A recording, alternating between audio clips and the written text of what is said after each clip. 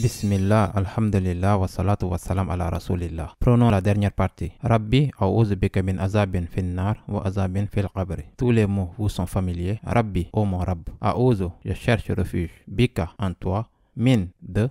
Azab, punition. Fin nar. Ce n'est pas azabin nar. Ok? Azabin fin nar. Punition dans le feu. Ok? Wa azabin est la punition. Fil qabri. Dans la tombe. Ok. Donc, voyons ce que cela signifie. Rabbi a'oudhu bika min azabin fin nar wa azabin fil qabri. Notre préoccupation la plus importante est de nous sauver de la punition de l'enfer. C'est pourquoi nous disons azabin fin nar ou dans la tombe. Le paradis ou l'enfer est la dernière étape de notre voyage et la tombe en est la première étape. Et nous voulons la protection, pas la punition, dans chaque étape. D'ailleurs, il y a une différence entre la punition du feu, azabin nar, wa khina azaban nar, vous vous rappelez de ça, et la punition dans le feu, min azabin fin nar.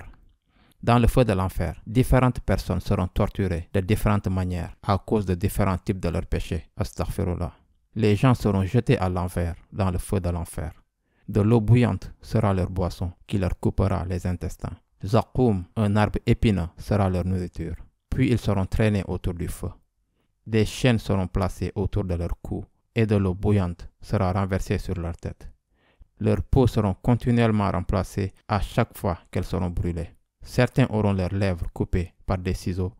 Certains seront ressuscités aveugles, sourds et muets.